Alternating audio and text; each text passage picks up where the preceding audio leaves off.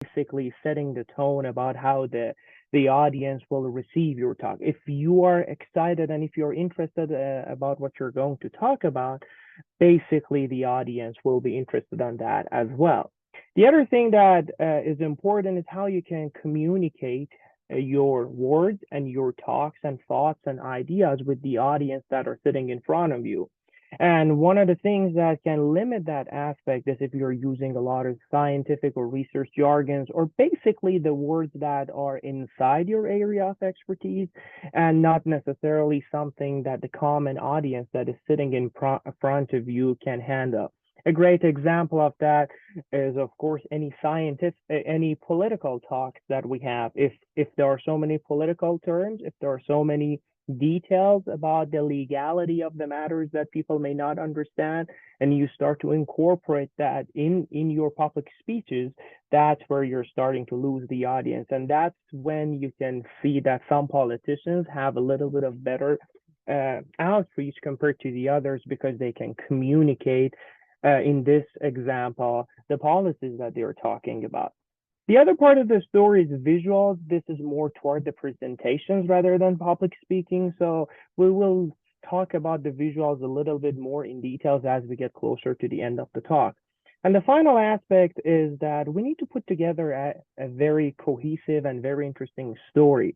In order to be able to communicate with your audience, you need to have a story that resembles maybe some personal aspects, and on top of that, a commonality between you and the audience that are sitting in front of you. And we're going to get into the details of that.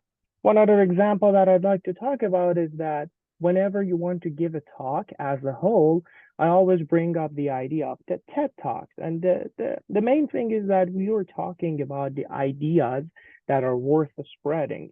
And when you're talking about your ideas, usually in particular about the TED Talks that are the most successful public speeches out there, or the great examples of that, if you look at what's common in every single one of these talks, is that they all put together a very nice story that gets all the ideas and the thoughts that the speaker has into a perspective of maybe a personal experience that they had, or maybe a vision that they have that they are trying to communicate.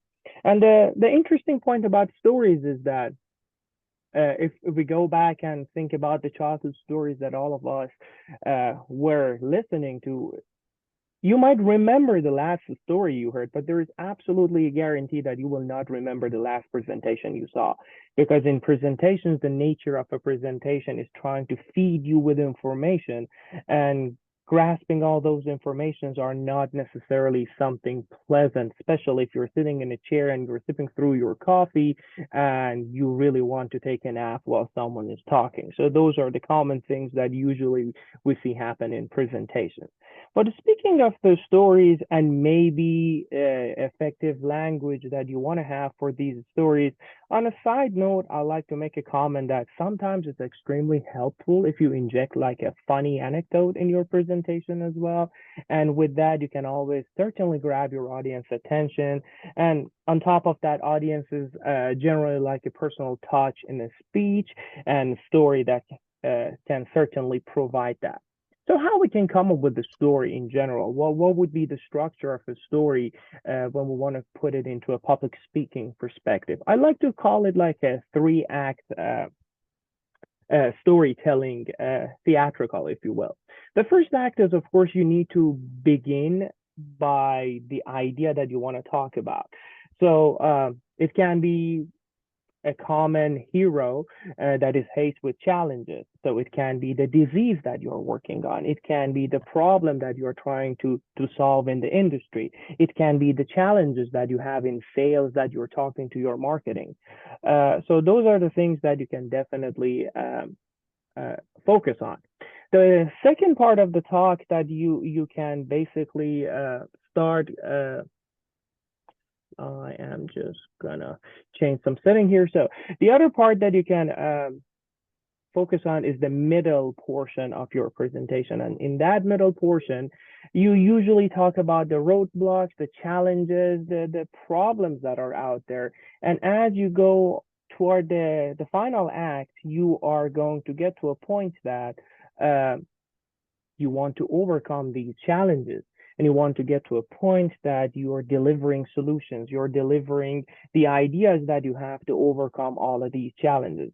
I believe that human beings are wired for storytelling, and science has proven that this is true as well. And in general, this is why stories are so memorable. And good talks in general take full advantage of the power of the storytelling by using stories to bring their ideas to life. So your talk will be best conveyed with a few stories illustrating your key points, and all these best stories have emotional resonance and a relevant tie-in or a lesson learned. You can use stories from your personal or business lives and form the structure of your talk. So speaking of this structure and story structure and presentation, one model that I always really would love to talk about, and you really see it in great speeches, is that the speaker starts to build tension and release it with the audience, and build tension and release it again. In order to achieve this tension and release, you must get to a place of shared understanding by stating what everyone knows to be true. So, for example, if you're giving a presentation to the rest of your sales or marketing team, this could be as simple as saying, oh, we're not performing well this quarter. And with saying that, you're building your credibility here because you understand what is. In the next step, you want to introduce what could be. This is the first time your audience will have reached a sense of tension as you're asking today's realities and how they could be different, and you're reaching that what could be point. And the end of your talk, you can have this back and forth as you go on. And to the end of uh, your talk needs to end with kind of like a new bliss. This is the picture of the world with the idea that you have, and how the world or the results or the research or the performance would look like when they start to adopt your idea. You need to remember that people always remember the last thing that you said more than whatever that you talked about in the beginning or in the middle of your talk. And in terms of a research communication, usually this tends to be the summary of everything that you talked about throughout the session that you had. And if this is more like a general public speech or general speech for communicating your main single idea, that would be probably what we call a CTA, or a call to action. So now that we have some sort of an idea about story structure and the presentation structure, what are some practical tips that we can talk about? What are some stuff that we need to make sure that we can implement in our presentations or our public speaking? Well, the first thing is that do not give a presentation. When you have the mindset of giving a presentation, you're going on the stage and you start to be the person who thinks is better than the audience because you got the chance to be on the stage. Instead of doing that, have a conversation with your audience. People tend to have a better feeling when they feel like that they are part of a conversation rather than a situation that they are sat down and someone is feeding them with information. On top of that, you need to start to connecting to your audience with a purpose. And connecting with purpose can be done by stating or starting with your why. You want to talk about why you are giving this presentation. Why is the reason that they need to adopt your idea? And basically, you'll be tapping into the power of meaning to inspire action. Telling stories connected with purposes adds additional impact to your talk. And at the end, the other thing that you can talk about is focusing on only one single idea. So one of the common problems that we usually see, especially in research presentations, is that people try to feed you as much as they can. They're excited about everything that they generated or they worked on. Therefore, they want to put everything together. They want to show you that how productive they've been. It's not a data dump. It's an opportunity for you to talk about your big portion of the idea and the big portion of your research or the deliveries that you want to talk about. And then if there are further questions needed about the details of what you're talking about, there's always a Q&A, there is always a chance for handouts. And of course, in terms of a research, there can be always publications that are relevant to what you're talking about. Remember one thing when you're making the presentation, the main point here is that you need to be very creative about how to connect all these matters together. So when you are having a single idea, you need to make sure that you put together everything in a very cohesive manner. And I love this quote by Steve Jobs that he knows that the creativity is within connecting different things together. So now just to talk about a little bit how to connect everything better. I have usually a favorite template, if you will, about how to form your story. So this is just an example of an 18-minute window talk. Usually 18 minutes are very famous in terms of formulating a talk structure because that's the time limit that is adapted by TED Talks or TED style talks. And the reason is that many of the studies on human brain and human focus has shown that usually above 18 minutes, you're starting to lose attention. So after 18 minutes, you start to be less interested in the talk that you're listening to. And that's the idea why TED Talks are always going for an 18-minute window. So it's more than adequate time to share your core idea. And this is usually true for almost any meeting or conference call as well. If you are the person who sets the time, 15 to 20 minutes or the average 18 minutes is usually what you see in conferences or research forums that give you an opportunity to talk. I mean, it's obvious that we all live in distracted world. We get notifications on the phone. Oh, there's an Instagram open on your phone. Oh, this is it's more interesting than the talk that is in front of me. So we need to come up with ideas to fight the urge to go deep and feel like that I need to do something else rather than listening to the presenter. So here, what I have here in this slide is a sample format that I usually like to use or give out recommendations to whoever that is working me about how to structure their talk. This is basically a TED style structure for an 18-minute talk, and it can be basically adapted to different time frames that you have, and you adjust the time. So the first portion of your presentation would be coming up with a story, coming up with an attention grabber that is relevant to your main idea. One of the samples that I use for my personal presentations is that I work in the cardiovascular research field, and the disease that I'm working on is actually the disease that resulted in Albert Einstein's death. So that's something that I find very interesting and very relevant. So I grabbed that information from Einstein, who's a person that everyone knows regardless of the medical complications, and I utilize that to start talking about a problem that I am researching to come up with a solution for. So that's the story relevant to your main idea. In the next portion of your talk, you need to start introducing what your idea is, what your solution is. What are some key points about how you can formulate the solution for the problem that you kind of started to talk about? And then as you go on, now you have the chance to start talking about the solutions. So the solutions can be divided into 3 different main points, 3 different stories. You can adjust that based on the time that you have or the way that your research is going on. And at the end of your presentation, if it's a public speech, you need to have that beautiful call to action, something that people remember. And then if we are talking about a research presentation, usually a summary slide is something that is extremely needed because you talked for 15 to 20 minutes and you want to put everything together one last time so people will remember the main points of the conversation that you had. One thing that is important to remember is that do not lecture the whole time.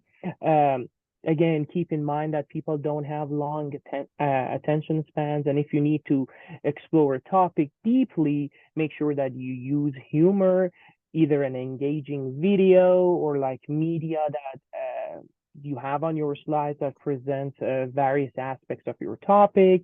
You can also break up a long talk by posing questions to the audience or asking for their feedback or do some sort of activity that they need to raise their hand or give you a feedback.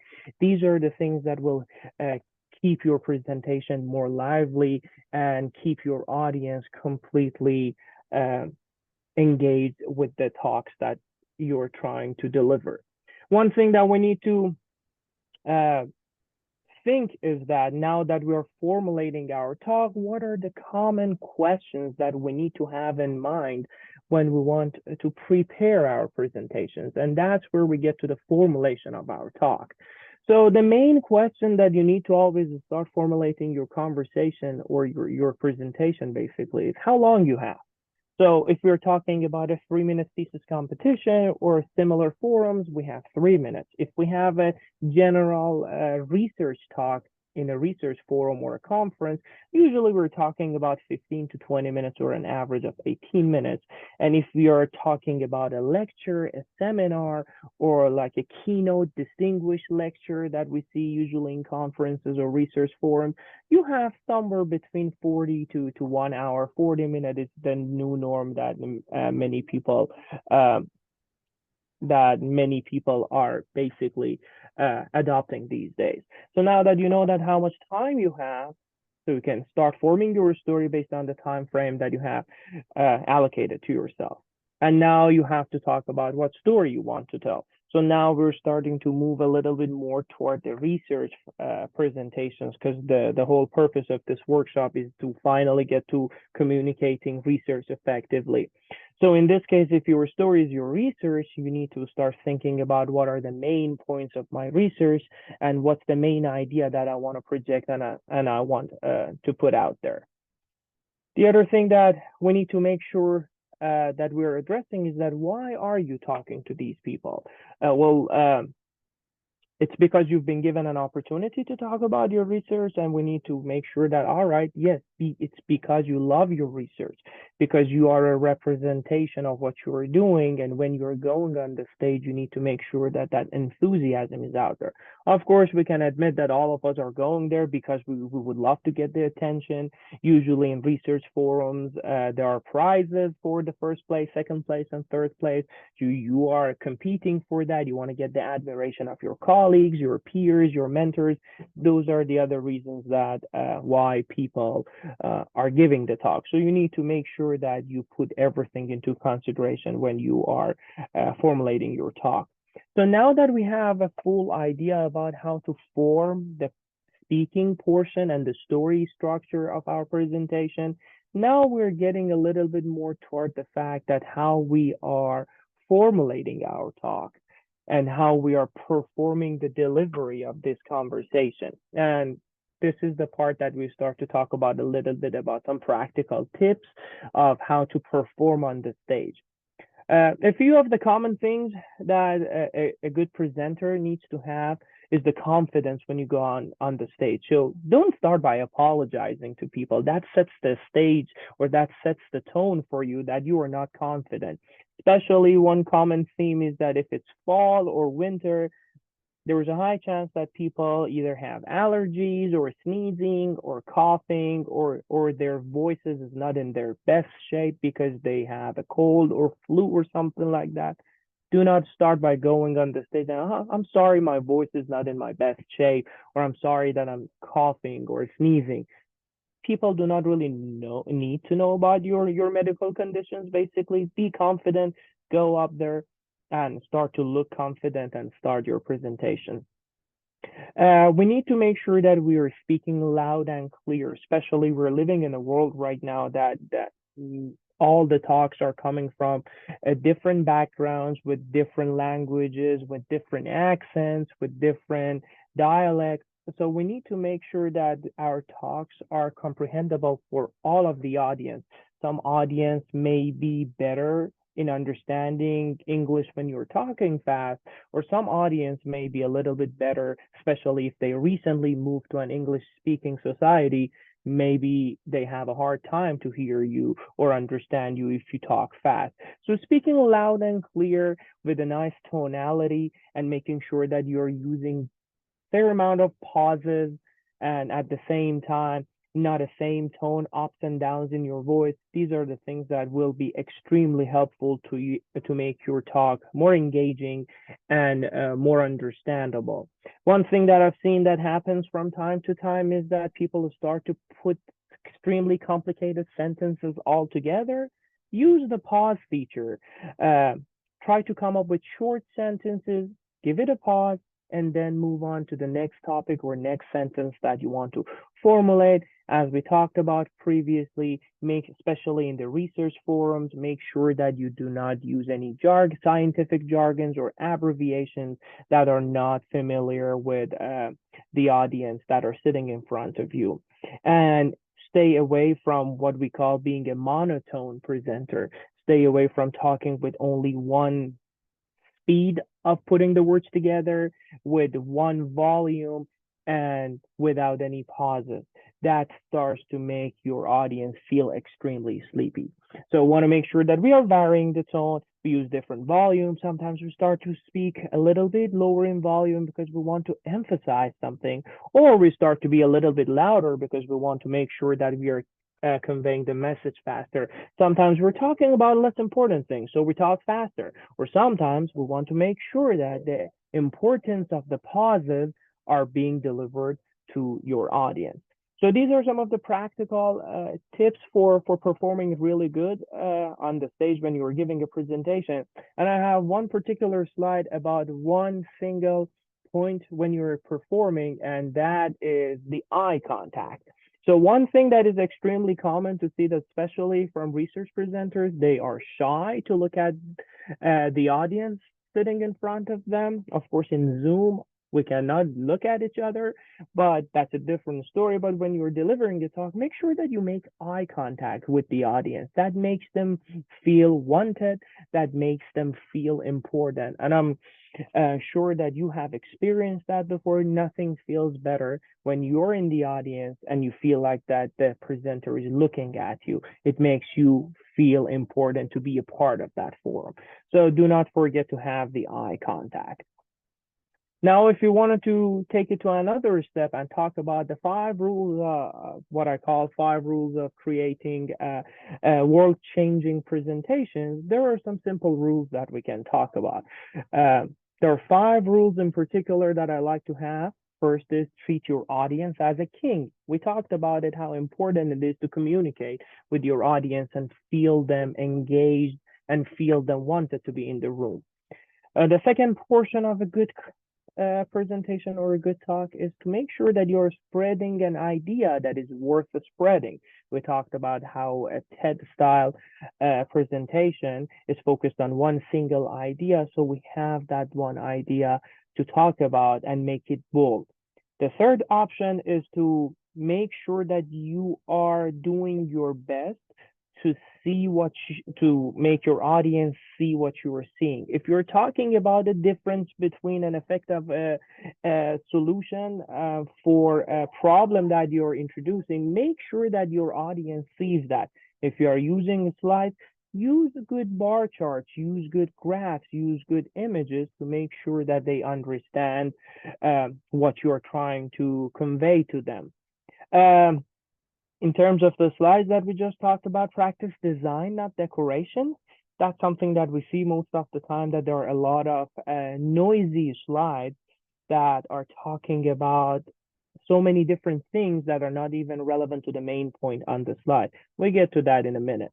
And then make sure that you have a healthy relationship with your audience. We talked about the eye contact. We talked about how we can make them to be engaged with you by maybe asking them questions or asking them for some sort of feedback that requires a hand raising. So these are the things that will be helping you to basically cultivate that healthy relationship.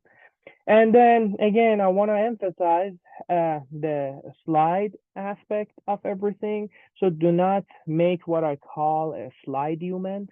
a combination of a slide and a document. You cannot have a visual on the screen that has so many different points in it. People usually remember only a few points, so do not have crowded slides. And when audience are sitting in the room listening to you, for them, you should always consider that it's not just another meeting that you have. It's all about the meaning that we have here. So it's all about the meaning of the talk that you're giving to them, what you want them to remember. The third point that I want to talk about is, of course, helping them see what you are saying. We talked about the slides, and just to look at some of the examples, the main idea here is that think billboard. So one slide, one big slide with only a few points in it, or maybe one or two graphs, that's more than enough for your audience to understand what's going on. There is a saying that no one can remember more than 3 points. Use that in your slides. If you have more than 3 points on your slide, usually people will not remember that. And again, make sure that you're trying to reduce the what I call visual pollution, distracting background, distracting colors, and so many things like that. And in order to have a better understanding of what I'm talking about, visual pollution, let's take a look at some of my own slides that are from years ago that I did not know any of these rules. So this is what I had before. Causes of obesity. I have a blurry background with different colors. I have a bullet point that is in golden. I have a gold color title. And then I have these boxes that are not even in the same size, different colors. It's extremely distracting. Another example from my own previous slides, I am having astronauts in the background with a flying tomato and a flying burger there with a box in there that talks about different bullet points. It's extremely distracting. I'm pretty sure that people will just remember the tomato from this slide rather than the points that I'm trying to make. And now if we want to transform these slides into something that is memorable and eye-catching, something like that. We are talking about cancer, so we want to make sure that you convey the message. Okay, of course, cancer is the bad guy. You put it out in the format of a story or a character that people know or remember. Or we talk about research is a structural process. We have a DNA picture over there without anything else in there. So therefore, it makes the visual pollution a lot less. And going back to cultivating a healthy relationship with your audience, one of the things that helps the audience to have a better feeling about what they are looking at is you not hiding behind your slides. So that's actually a common theme that happens when presenters try to give out specifically research presentations. They hide behind their slides. They either just look at the slide on the screen, or even they turn their back toward the audience and just focus on the screen in front of them. Instead of doing that, it may be better to come outside from behind the slide. Do not break your connection with your audience by just turning your back toward them. It's basically guaranteed that you're going to lose the attention of your audience. And instead of just standing looking at your slides, the slides that are extremely busy, what you can do is that you can reduce the visual pollution in stand in front of your slides or your presentation, face the audience, and be confident in presenting using a confident body posture. And of course, the last step is that you really need to practice your talk. Don't just formulate your talk all together and then just go on the stage and start talking about it. You need to have a full practice on the same day that you're doing the presentation. That's one of the rules that almost every public speaking mentor mentions, and that is practice your talk in full mode once on the day that you're giving your presentation, regardless of how many times you've done the practice on it. And at the end of your presentation, again, we talked about it, close with a strong call to action. Without a call to action, or what we call a CTA, your talk is interesting, but not urgent for your listeners. With a call to action, you've added a mental flag for your audience that an action is needed. Your clear call to action is basically the exact point that something needs to be done, and your listeners and the audience who are the people who need to take action will start to think about it. So that's about a general public speaking. And again, if you're talking about a research presentation, we can put together a summary slide and go over all the points that you discussed and all the points that you went over in the last 30 minutes, 18 minutes, or a 1 hour talk. So one final thing that I always mention is that, as I mentioned, Einstein is the person who died of the disease that I'm working on. So apart from being medically relevant to Einstein, I personally have an interest in this character. And one thing that he said years ago is that if you can't explain this simply, you don't understand it well enough. And it's absolutely true. So if you cannot condense down the message that you're giving in your presentations in a simple, understandable manner, it basically means that you still have a little bit more work to do to understand what you're doing and to better digest it out in a way that other people who are outside of your area of expertise would be able to understand the topic of your talk. And that is basically the last slide that I had. So I hope in this short time that we had, we were able to cover so many different things. So every one of these titles are basically a session for themselves to get into the details of it and how to perform it in a better way. But in such a short time that we had, the idea was being able to go over all these things in one place. And maybe if you're interested, so you can start to get and delve deeper into everything that is out there. So I think we still have time a little bit. If we want to open the chat room for questions, if there are any questions out there, maybe we can start answering questions. So I think the chat room is right now open. Do we have any questions right now? You can put the questions in the chat section, and we'll read about that. Dr. Moradi, I just want to say thank you so much. You've really honed this presentation. It's a distillation of all that you've learned over so many years of presenting. So you are being so kind, Maurice. Thank you, well, Dr. Grubbs. I appreciate it.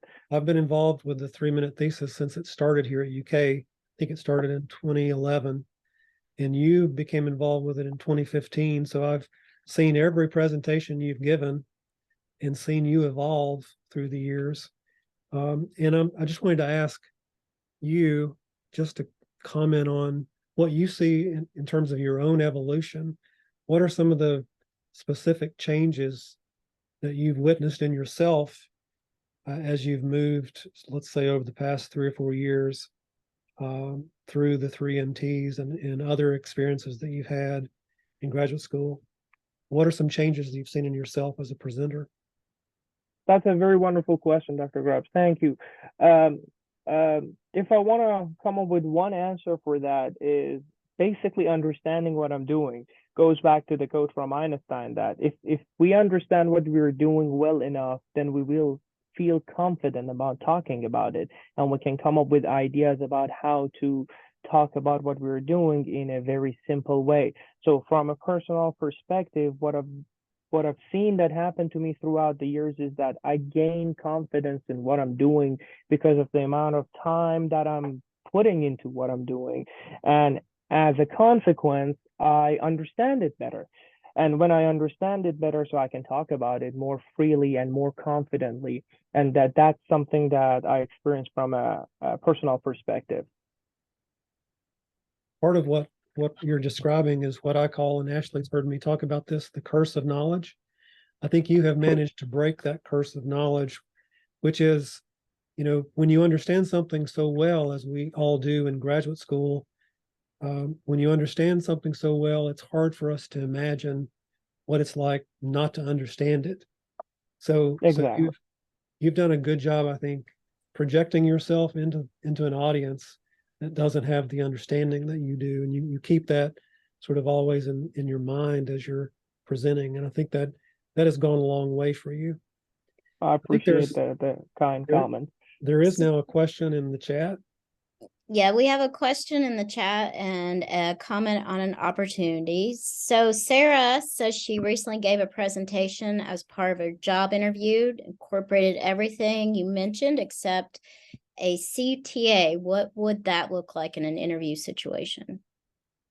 So CTA, or call to action, basically would be a little bit different in terms of an interview, because this CTA is usually toward the presentations or public speeches that are talking about an idea, talking about something that you've done before, and now why the audience should adopt that as the solution for the problem you introduced. In terms of a job interview, you're basically a salesperson trying to sell yourself to the company that wants to hire you. And instead of having a call to action, we kind of have to meet in between for like a research presentation and a call to action. And you need to summarize the qualifications that yourself and why you are the best candidate. One more time in bullet points in a summary format, why you are the best candidate for the job that they are offering, and how you can tailor that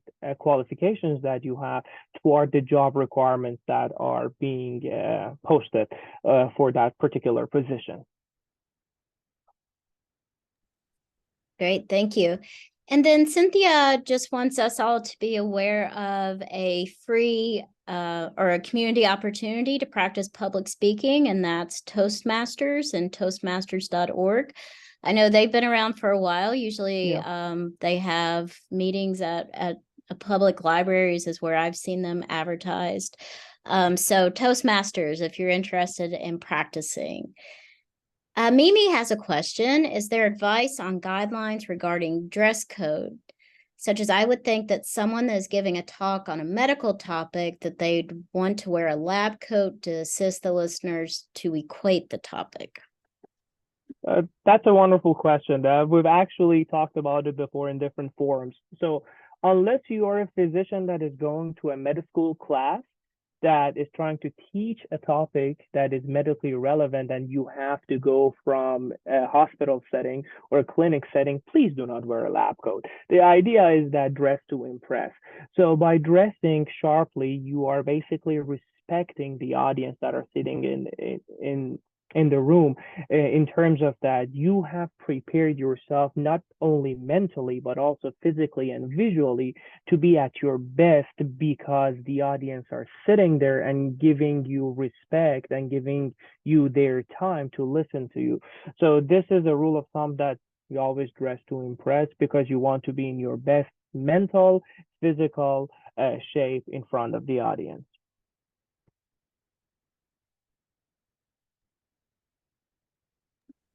Any more questions? I think that's all the questions. And that's basically perfect timing to go for the introduction of the Grad Research Live.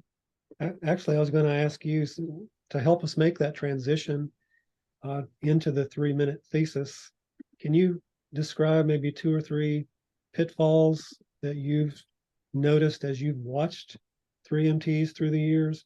Some of the common mistakes maybe that some participants make, and then that'll get us into sort of talking about the rules of the 3MT.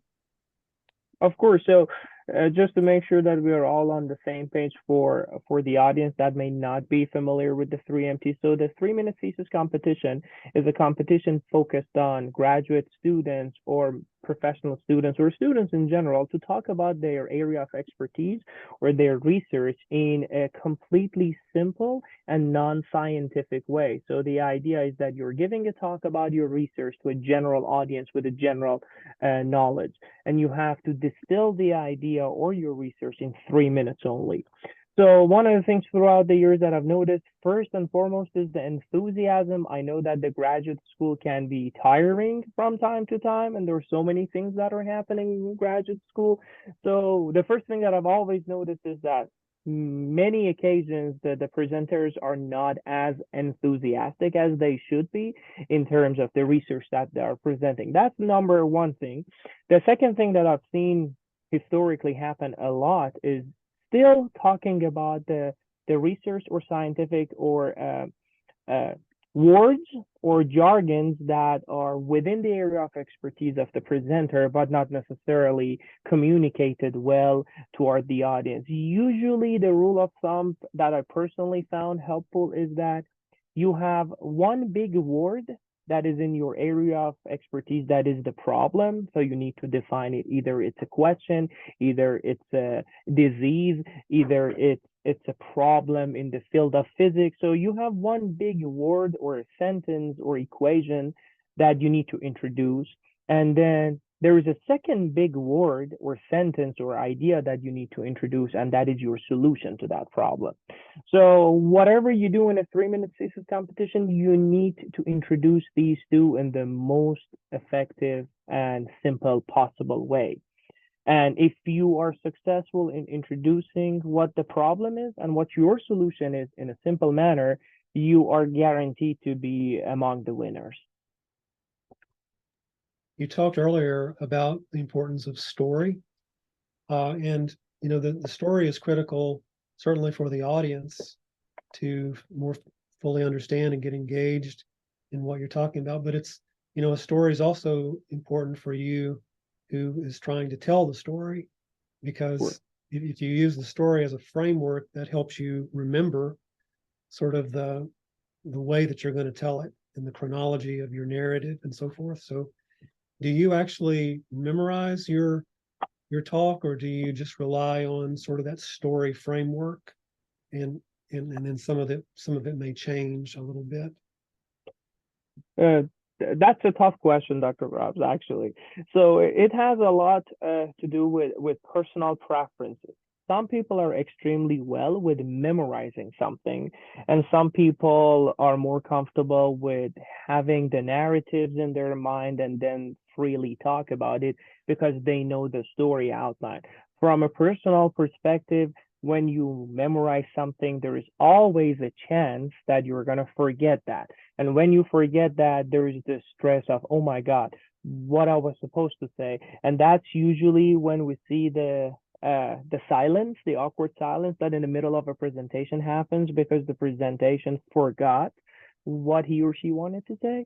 Therefore, I personally recommend that come up with a narrative, come up with a structure and a story that you know what it is and you're going to talk about it. And do not rely on the words or the sentences. As long as you know what you're talking about, you can always be flexible about how to form it. Because if you memorize it, it's almost certainly guaranteed that there is a portion of it that you're going to forget. Thanks, Cheyenne. Of Ashley, course, I'll turn to you. You're muted. Okay, give me just a minute.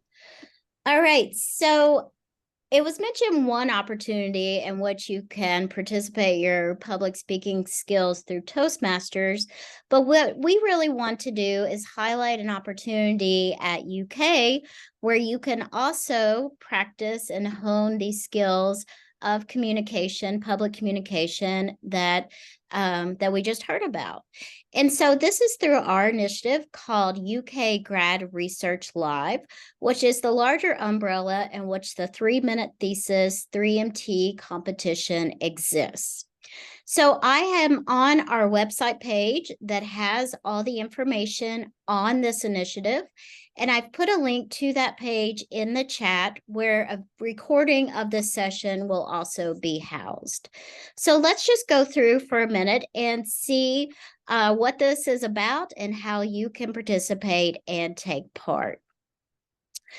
So Grad Research Live, we expanded it beyond the specific 3MT to encourage those who might be early in their research, which is maybe you've started your research, but you don't exactly have results yet, so that you can participate in the early researchers track of Grad Research Live.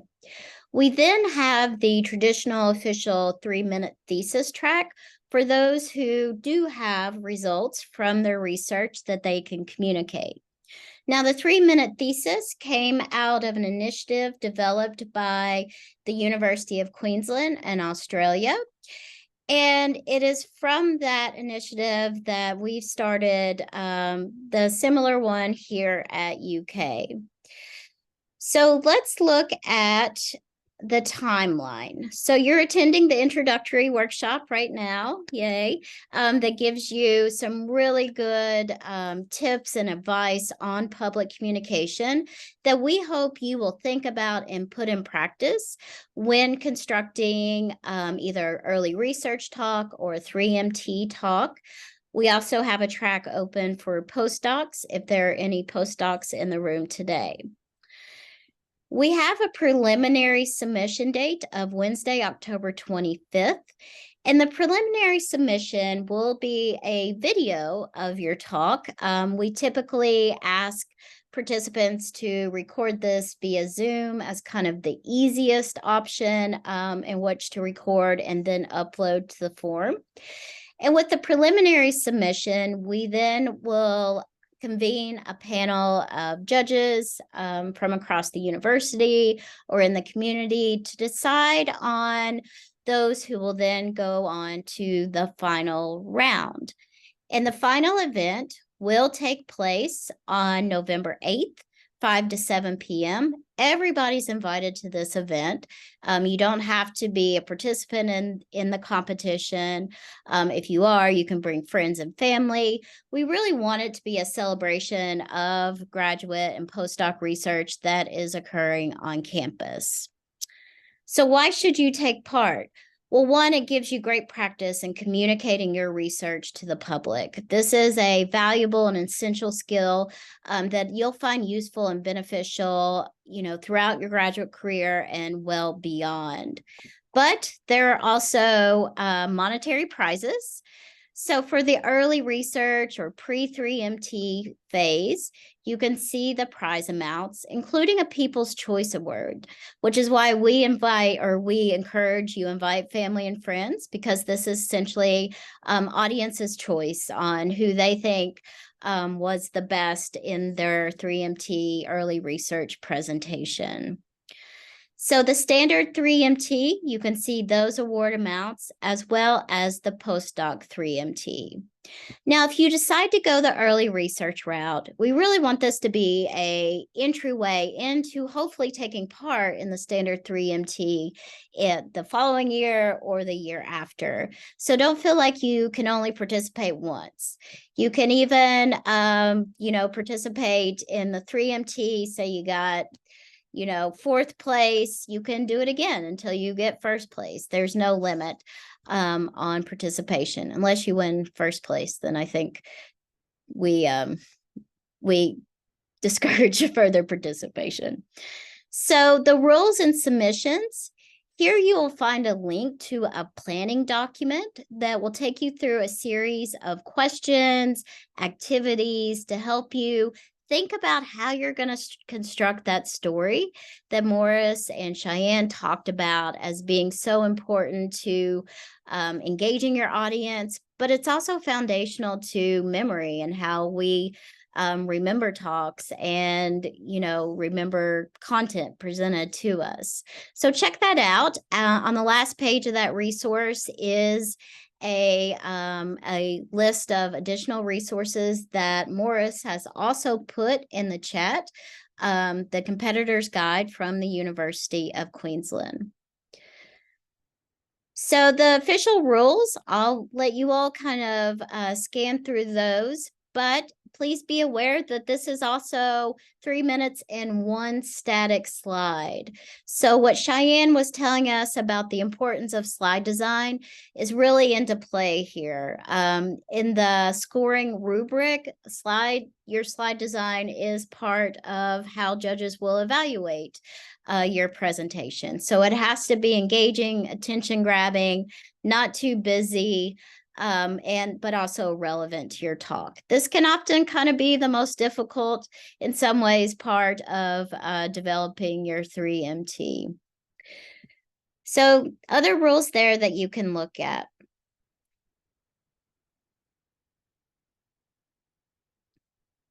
We also have a list of our previous winners and a video from 2022's winner. If you want to watch that as an example, I think that would be helpful. The University of Queensland site also has a number of video examples as well. So when you go to construct your 3-minute talk, before you record it, I would really encourage you to look at one of those videos and really kind of deconstruct what they're doing, how they're piecing together their story, what their presence is to the audience, just to help you really get an idea of what we're hoping to see in these preliminary submissions and in the final presentations.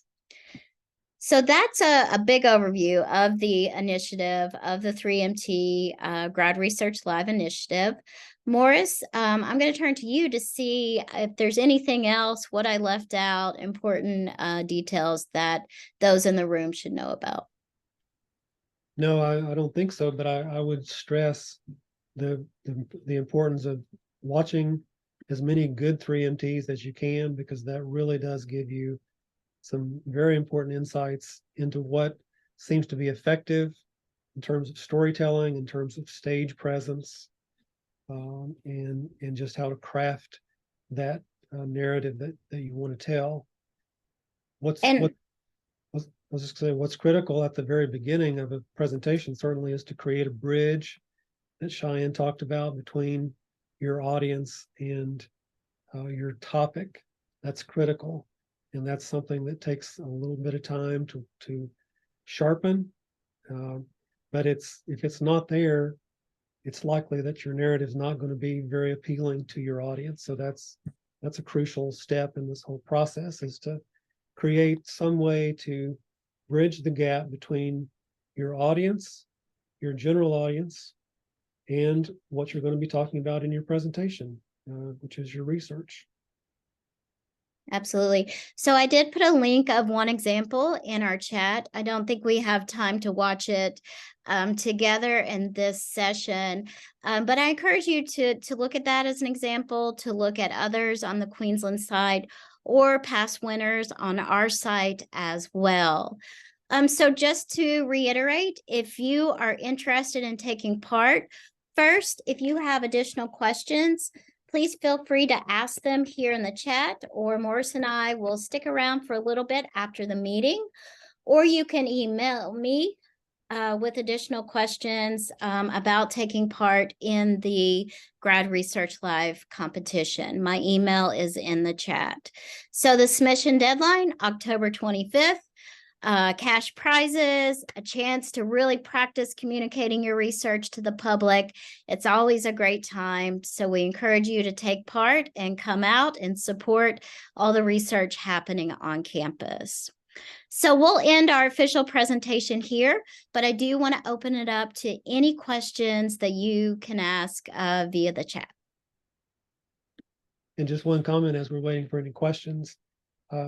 It's pretty critical that you be aware of your stage presence, and because you're not used to this, it doesn't come natural at all to be in a situation where you're having to talk in a general way to general audience about something very highly specific. So you have to sort of trick yourself and imagine that your process is not something that someone cares a lot about. It's the meaning, as Cheyenne was saying, it's the meaning of your research. It's the impact of your research that's critical to this kind of audience. So you have to sort of ignore some of your natural instincts as graduate students and scholars. You have to hold them at bay in order for part of this to work well. So Sarah asked if the competition is a developmental process, if they'll get feedback on how to improve. So I will say that we provide some feedback at the preliminary stage, and you also will get scoring and maybe brief feedback from judges if you then make it to the finals. But as always, if you want more feedback on your presentation, you can reach out to any of us individually, and we're happy to either, get that from the judges or provide that ourselves if we watch the video. So we very much see this as professional development, as something that is part of your journey. It won't be perfect, from the start. And we do want to give you spaces and constructive ways in which to improve moving forward. We haven't talked a lot about the slide today, but we would suggest as you're watching the videos, make sure you pay attention to the slide design, because again, it's unnatural for graduate students to create very simple graphic-based, by graphic-based, I mean sort of, it has only one or two graphics on it and not several. That doesn't come natural. So again, you're having to fight against your natural instinct sometimes in putting together an effective slide for a public audience. So just look at the examples out there of good slides, those who've won both at Queensland, and you can go to other universities here in the US and look at their finalists and watch those and look at their slides. So we are at time. We want to be respectful of your time in the room. If there aren't any questions for the chat, we will go ahead and end it here. But Morris and I and Cheyenne, if you're available, we'll stick around for a bit if you want to stay after, if you have a specific question. Thank you all so much for joining us. Thank you, everybody. Bye. See you.